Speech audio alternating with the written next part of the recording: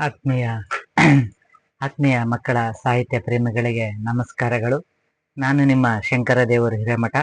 ಮಕ್ಕಳ ಸಾಹಿತ್ಯ ಕೃತಿಗಳ ಪರಿಚಯ ಸರಣಿ ಕಾರ್ಯಕ್ರಮಕ್ಕೆ ತಮ್ಮೆಲ್ಲರಿಗೂ ಸಹ ಪ್ರೀತಿಪೂರ್ವಕವಾದ ಸ್ವಾಗತವನ್ನು ಬಯಸ್ತೇನೆ. ಮಕ್ಕಳ ಸಾಹಿತ್ಯ ಕೃತಿ ಪರಿಚಯ ಸರಣಿಯಲ್ಲಿ ಇವತ್ತಿನ ದಿನ ಜೂನ್ 15, 2026 ಸೋಮವಾರದಂದು 89ನೇ ಸಾಹಿತ್ಯ ಕೃತಿಯ ಪರಿಚಯವನ್ನು ಮಾಡಲಿದ್ದೇನೆ. 89ನೇ ಸರಣಿ ಕಾರ್ಯಕ್ರಮಕ್ಕೆ ನಿಮ್ಮೆಲ್ಲರಿಗೂ ಸಹ ಸ್ವಾಗತಿಸ್ತಾ, ಇವತ್ತು ನೀವು ಯೂಟ್ಯೂಬ್ ಚಾನಲನ್ನು ಸಬ್ಸ್ಕ್ರೈಬ್ ಮಾಡುವ ಮೂಲಕ ಮಕ್ಕಳ ಸಾಹಿತ್ಯವನ್ನು ಪ್ರೋತ್ಸಾಹಿಸಬೇಕು. ಹಾಗೆ ಮಕ್ಕಳ ಸಾಹಿತ್ಯ ಕೃತಿ ಪರಿಚಯ ಕಾರ್ಯಕ್ರಮವನ್ನು ಸಹ ಪ್ರೋತ್ಸಾಹಿಸಬೇಕಂತ ತಮ್ಮಲ್ಲಿ ವಿನಂತಿಸ್ತಾ, ಇವತ್ತಿನ ದಿನ ಶ್ರೀಮತಿ ಅನುಪಮಾ ಸುಲಾಕೆ ಹೊಸಪೇಟೆ ಅವರು ಬರೆದಿರುವಂತಹ ಚಿಲಿಪಿಲಿ ಮಕ್ಕಳ ಕವನ ಸಂಕಲನದ ಪರಿಚಯವನ್ನ ಇವತ್ತು ಮಾಡಲಿದ್ದೇನೆ. ಶ್ರೀಮತಿ ಅನುಪಮಾ ಸುಲೇಖೆ ಹೊಸಪೇಟೆ ಅವರು ಮಾತೃಭಾಷೆ ಮರಾಠಿ ಆಗಿದ್ದರೂ ಸಹ ಕನ್ನಡ ಭಾಷೆಯಲ್ಲಿ ಅಪಾರವಾದ ಪ್ರೀತಿಯನ್ನು ಹೊಂದಿರುವಂತ ಇವರು ಕನ್ನಡ ಸಾಹಿತ್ಯ ರಚನೆಯಲ್ಲಿ ತಮ್ಮದೇ ಆದ ಕೊಡುಗೆಯನ್ನ ನೀಡ್ತಾ ಇದ್ದಾರೆ. ಈಗಾಗಲೇ ಚಿತ್ರ ಚೈತ್ರ, ಚಿಂತನ, ಚಿಲಿಪಿಲಿ ಅನ್ನುವಂತ ಸಾಹಿತ್ಯ ಕೃತಿಗಳನ್ನ ಪ್ರಕಟಿಸಿದ್ದಾರೆ.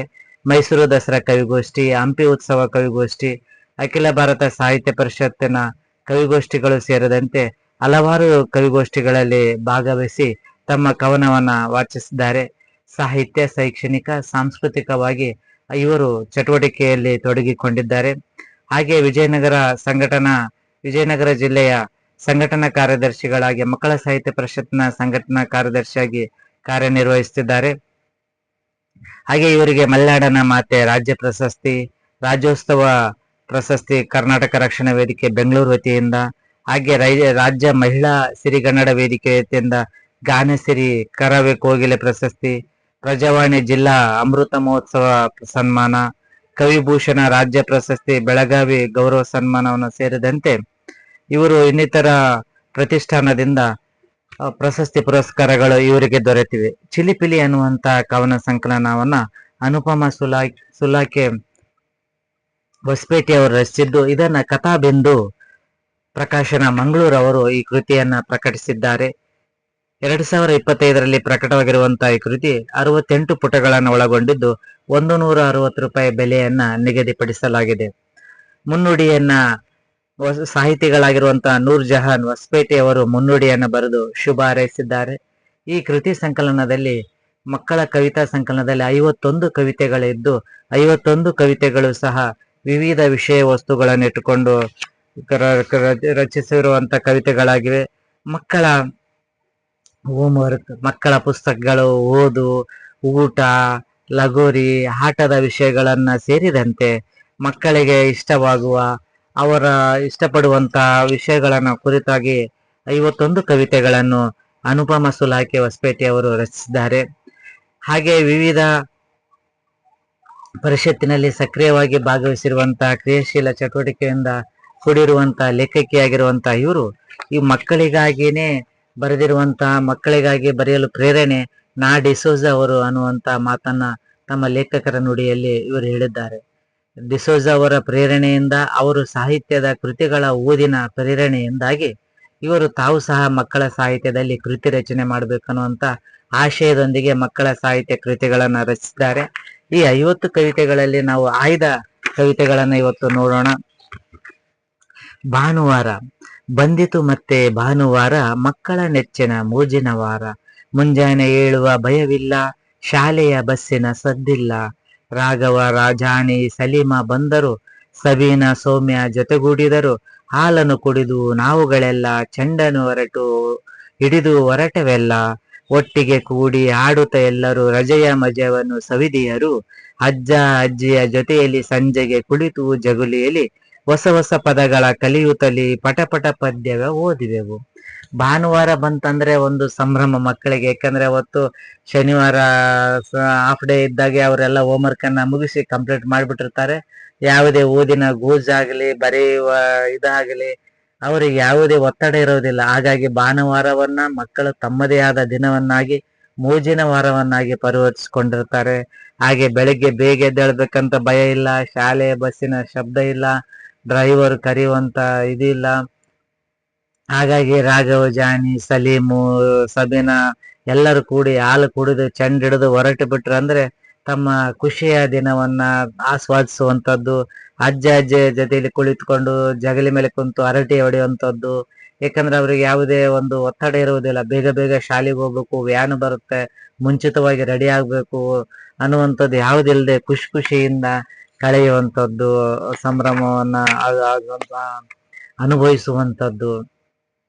ಇನ್ನು ಅಜ್ಜಿಯ ಮನೆ ಅನ್ನುವಂತ ಒಂದು ಕವಿತೆಯಲ್ಲಿ ರಜದ ದಿನಗಳು ಬಂದಿದೆ, ಮಜದ ಮೋಜನು ತಂದಿದೆ, ಶಾಲೆಯ ಗಂಟೆಯ ಸದ್ದಿಲ್ಲ, ಓದು ಬರಹು ಹೀಗಿಲ್ಲ, ಅಜ್ಜಿಯ ಊರಿಗೆ ಹೋಗುವೆನು, ನಸುಕಿನಲ್ಲಿ ಬೇಗನೆ ಹೇಳುವೆನು, ಅಜ್ಜನ ಜೊತೆಗೆ ಸಾಗುತ್ತ ನಾನು ತೋಟದ ಕೊಳದಲ್ಲಿ ಈಜುವೆನು, ಬರುವರು ಚಿಣ್ಣರು ಸಂಜೆಯಲ್ಲಿ ಊರಿನ ಮಧ್ಯದ ಬಯಲಲ್ಲಿ, ಲಗೋರಿ ದಾಂಡು ಆಡುತ್ತ ನಾವು ನನ್ನನ್ನು ಜೊತೆಯಲ್ಲಿ ಕರೆಯುವರು, ಮಾವು ಸೀಬು ಸೇವೆಯವು ಪೇಟೆಯ ಜಂಬವ ಮರೆವೆವು, ಬಿಸಿ ಬಿಸಿ ಕಡುಬನ್ನು ತಿನ್ನುತ್ತ ನಾನು ಉಯ್ಯಾಲೆ ಏರಿ ಚೀಕುವೆನು.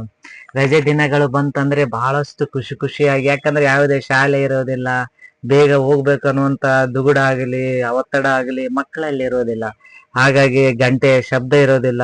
ಅಜ್ಜಿಯ ಊರಿಗೆ ಹೋಗೋದು, ಅಜ್ಜಿಯ ಊರಿಗೆ ಹೋಗ್ಬಿಟ್ರೆ ಬೇಗನೆ ಎದ್ದು ಅಜ್ಜನ ಜೊತೆಗೆ ತೋಟಕ್ಕೆ ಹೋಗಿ ತೋಟದಲ್ಲಿ ಅಡ್ಡಾಡಿ ಮತ್ತೆ ಹಳ್ಳಿಯಲ್ಲಿರುವಂತ ಅಜ್ಜ ಊರಿನಲ್ಲಿರುವಂತ ಸ್ನೇಹಿತರನ್ನ ಮಕ್ಕಳನ್ನ ಸ್ನೇಹಿತರನ್ನಾಗಿ ಮಾಡಿಕೊಂಡು ಲಗೋರಿ ದಾಂಡು ಆಡ್ತಾ ಅವ್ರ ಜೊತೆಯಲ್ಲಿ ತೋಟದಲ್ಲಿ ಹೋಗಿ ಮಾವು ಹಣ್ಣು ಸೀಬೆ ಹಣ್ಣನ್ನ ತಿನ್ನುತ್ತಾ ರಜೆಯನ್ನ ಮೋಜಿನಿಂದ ಕಳೆಯುವಂತಹ ಖುಷಿಯ ಅಂತಂದ್ರೆ ಬೇಸಿಗೆ ರಜೆಯ ಸಂಭ್ರಮಗಳು. ಈಗೀಗ ಬೇಸಿಗೆ ರಜೆಯ ಸಂಭ್ರಮಗಳಿಂದ ಮಕ್ಕಳು ವಂಚಿತರಾಗ್ತಾ ಇದ್ದಾರೆ. ಮಕ್ಕಳನ್ನ ನಾವು ಬೇಸಿಗೆ ಶಿಬಿರಕ್ಕೆ ಹಾಕಿ ಅವರನ್ನ ಶಾಲೆಯ ತರಗತಿ ಕೋಣೆಯಿಂದ ಬೇಸಿಗೆ ಶಿಬಿರದ ತರಗತಿ ಕೋಣೆಗಳಿಗೆ ವರ್ಗಾಯಿಸ್ತಾ ಇದ್ದೀವಿ. ಆ ಮೂಲಕ ಮಕ್ಕಳು ಏನು ಬಾಲ್ಯದಲ್ಲಿ ಸಮೃದ್ಧವಾದ ಬಾಲ್ಯವನ್ನು ಅನುಭವಿಸ್ತಾ ಇದ್ರು ಅದರಿಂದ ನಾವು ವಂಚಿತರನ್ನಾಗಿ ಮಾಡ್ತಾ ಇದ್ದೀವಿ. ಹಾಗಾಗಿ ಅವರು ಈಗೀಗ ಮಕ್ಕಳು ತಮ್ಮ ಬಾಲ್ಯವನ್ನೇ ಕಳೆದುಕೊಳ್ಳುವಂತಹ ಒಂದು ಸಂದರ್ಭದಲ್ಲಿ ಮಕ್ಕಳಿದ್ದಾರೆ. ಇನ್ನು ಕೆಂಪು ಸೂರ್ಯ ಅನ್ನುವಂತ ಒಂದು ಕವಿತೆಯಲ್ಲಿ ಪೂರ್ವದಿ ಸೂರ್ಯನು ಬಂದನು ನೋಡು, ಬೆಡಗಿನ ಮೋಡವೇ ಅವನಿಗೆ ಜೋಡು, ಕೆಂಪಿನ ಬಣ್ಣದ ಗಗನವು ಚಂದ, ನಸುಕಿನ ರಂಗದು ಕಣ್ಣಿಗೆ ಅಂದ, ನೇಸರ ಬರಲು ಬಿರಿಯಿತು ತಾವರೆ, ಬೇಸರ ಕಳೆದು ಅರಳಿತು ಚೆಹರೆ, ಕಿಲಕಿಲ ನಕ್ಕಿತು ಹೂವದು ಅರಳಿ, ಪಿಳಿ ಪಿಳಿ ಎಂದಿತು ಅಕ್ಕಿಯು ಮರಳಿ, ಜುಳು ಜುಳು ನೀರಲಿ ನೀರಿನ ಬಿಂಬ, ತಳತಳ ಒಳೆದರು ತೋರದು ಜಂಬ, ದಿನವೂ ಬರುವನು ಲೋಕದ ಗೆಳೆಯ, ಬಿಸಿಲನ್ನು ತರುವನು ಓಡಿಸಿ ಚಳೆಯ, ಕತ್ತನ್ನು ಕೊಂಕಿಸಿ ಕೋಳಿಯ ಕೂಗಲು, ಆ ಹಸುಗಳ ಸಾಲದು ಹೊರಟಿತು ಮೇಯಲು, ಢಣಢಣ ಗಂಟೆಯು ಮಕ್ಕಳ ಕರೆಯಲು, ಸರಸರ ನಡೆದರು ಓದಲು ಬರೆಯಲು. ಮುಂಜಾನೆಯ ಸೂರ್ಯ ಕೆಂಪು ಬಣ್ಣದಿಂದ ಬಂದಾಗ ಅವನಿಗೆ ಮೋಡನೆ ಜೋಡಿಯಾಗಿ ಬರುತ್ತೆ. ಕೆಂಪು ಗಗನಕ್ಕೆ ಎಷ್ಟು ಚಂದ, ಬೆಳಗಿನ ಸೂರ್ಯನ ನೇಸರ ನೋಡಕ್ಕೆ ಚಂದ. ನೇಸರ ಸೂರ್ಯ ಉದಯಿಸಿದನಂದ್ರೆ ಮಕ್ಕಳ ಕಿಳಕಿಳ ನಗುತ್ತಾ ಪಕ್ಷಿಗಳು ಚೂಚು ಗುಬ್ಬಿ ಚಿಲಿಪಿಲಿಯೊಂದಿಗೆ ಪ್ರಾರಂಭ ಆಗುತ್ತೆ. ಜುಳು ಜುಳು ನೀರಲಿ ಮಿಹಿರ ತಳತಳ ಹೊಳೆಯುತ್ತಾ ದಿನವೂ ಬರುವನು ಲೋಕದ ಗೆಳೆಯ. ಸೂರ್ಯ ಬಂದ್ರೇನೆ ಚಟುವಟಿಕೆಗಳು ಪ್ರಾರಂಭ. ಸೂರ್ಯ ಇಲ್ಲಾಂದ್ರೆ ಯಾವ ಚಟುವಟಿಕೆಗಳು ಪ್ರಾರಂಭ ಆಗೋದು ಬಹಳ ನಿಧಾನವಾಗಿ ಆಗ್ತದೆ. ಇಡೀ ಲೋಕಕ್ಕೆ ಜೀವ ಅಂದರೆ ಸೂರ್ಯ. ಹಾಗಾಗಿ ಸೂರ್ಯ ಬರುವುದರೊಂದಿಗೆ ಇಡೀ ಚಟುವಟಿಕೆಗಳು ಪ್ರಾರಂಭ ಆಗುತ್ತೆ ಅನ್ನುವಂಥದ್ದು. ಹಾಗೆ ಸಂತೆ ಅನ್ನುವಂಥದ್ದು, ನಮ್ಮಯ್ಯ ಊರಿನ ಸಂತೆಯಲ್ಲಿ ಅಂಗಡಿ ಮುಂಗಟ್ಟು ಸಾಲಿನಲ್ಲಿ, ಟೊಮೊಟೊ ಇರುವುದು ಬುಟ್ಟಿಯಲ್ಲಿ, ಬೆಳ್ಳುಳ್ಳಿ ಈರುಳ್ಳಿ ಜೊತೆಯಲ್ಲಿ, ಆಗಲ ಬೆಂಡೆ ಹೀರೆಕಾಯಿ ಮೆಣಸು ಅವರೆ ತೆಂಗಿನಕಾಯಿ, ಪಾಲಕ್ ಮೆಂತೆ ಕೊತ್ತಂಬರಿ ಕೋಸು ಗೆಣಸು ಕೆಂಪು ಗೆಜ್ಜರಿ, ಹಣ್ಣಿನ ಅಂಗಡಿ ಪಕ್ಕದಲ್ಲಿಹುದು, ಬಾಳೆ ದಾಳಿಂಬೆ ಸೇಬುಗಳಿಹುದು, ಬಗೆ ಬಗೆ ಹೂವು ಹಣ್ಣುಗಳು ಸೆಳೆದಿವೆ ಎಲ್ಲರ ಕಣ್ಣುಗಳು, ಅಜ್ಜನ ಜೊತೆಗೆ ಹೋಗುವೆನು ಸಂತೆಯ ಸಂಭ್ರಮ ಪಡಿವೆನು. ವಾರಕ್ಕೊಂದಿನ ನಡೆಯುವಂತ ಸಂತೆಯ ಒಂದು ಸಂಭ್ರಮ. ಈಗೀಗ ಎಲ್ಲ ಅಮೆಜಾನು ಸ್ನ್ಯಾಪ್ಡೀಲು ಎಲ್ಲ ಬಂದಿರೋದನ್ನ ಆನ್ಲೈನ್ ಶಾಪಿಂಗ್ ಮಾಡ್ತಾ ಇದ್ರು ಸಹ ಈಗಲೂ ಸಹ ಸಂತೆಯದ್ದು ಅದೊಂದು ಸಂಭ್ರಮ. ಒಂದು ವಾರಕ್ಕಾಗುವಷ್ಟು ತರಕಾರಿಗಳನ್ನ ಸಂತೆಯಲ್ಲಿ ಮಾಡುವಂಥದ್ದು.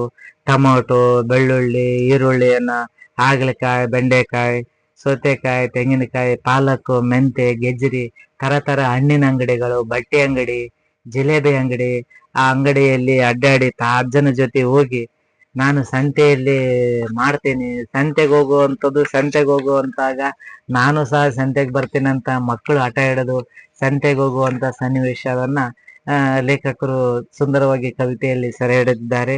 ಇನ್ನು ಜಾಣ ಮಕ್ಕಳೇ ಅನ್ನುವಂತ ಒಂದು ಕವಿತೆಯಲ್ಲಿ, ಮುದ್ದಿನ ಮಕ್ಕಳೇ ಕೇಳಿರಿ ನೀವು, ತಂದೆ ತಾಯಿ ನಮ್ಮಯ ದೇವರು, ಅಪ್ಪಮ್ಮನ ಮಡಿಲದು ನಂದನವು, ಅಪ್ಪನ ಹೆಗಲಿಗೆ ಜಗವ ದರ್ಶನವು, ಗುರುಗಳ ಮಾತಲಿ ಅಡಗಿದ ಜ್ಞಾನ, ವಿದ್ಯೆಯ ಕಲಿತರೆ ಸಾರ್ಥಕ ಜೀವನ, ಹಿರಿಯರ ಮುತ್ತಿನ ನುಡಿಗಳ ತೊಟ್ಟಿಲು, ಮುಂದಿನ ಬಾಳಿನ ಗೆಲುವು ಮೆಟ್ಟಿಲು, ನಂಬಿಕೆ ವಿಶ್ವಾಸ ನಮ್ಮಯ್ಯ ದೇವರು, ಆತ್ಮ ಬಲವೇ ಧೈರ್ಯದ ಚಿಗುರು, ಪರಿವಾರವೇ ಶಕ್ತಿಯ ಒಗ್ಗಟ್ಟು ನೋಡು, ಬಳಗದ ಪ್ರೀತಿಯ ಜೇನಿನ ಗೂಡು, ಗೆಳೆಯರ ಎಂದಿಗೂ ನಿಂದಿಸಬೇಡ, ಸಹಪಾಠಿಗಳನ್ನು ಅಳಿಯಲು ಬೇಡ, ಶಾಲೆಯೇ ಮಕ್ಕಳ ದೇವಾಲಯವು, ಅಜ್ಞಾನ ಕಳೆಯುವ ಪುಣ್ಯ ಸ್ಥಳವು.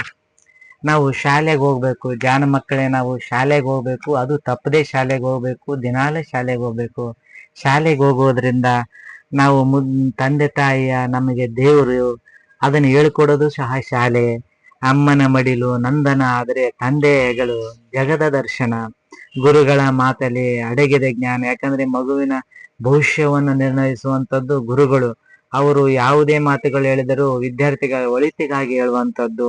ಹಿರಿಯರ ಮಾತಿನ ನುಡಿಗಳ ತೊಟ್ಟಿಲು, ಬಾಳಿಗೆಯ ಗೆಲುವಿನ ಮೆಟ್ಟಿಲು, ನಂಬಿಕೆ ವಿಶ್ವಾಸ ನಮ್ಮ ದೇವರು, ಆತ್ಮದ ಬಲವೇ ಧೈರ್ಯದ ಚಿಗುರು, ಪರಿವಾರ ಶಕ್ತಿ ಒಗ್ಗಟ್ಟು ಇದೆ.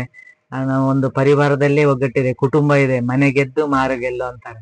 ಅಂದ್ರೆ ಕುಟುಂಬದಲ್ಲಿರುವಂತ ಶಕ್ತಿ ಒಗ್ಗಟ್ಟು ಅದು ಯಾವಾಗಲೂ ಜೊತೆಗಿರುವಂಥದ್ದು.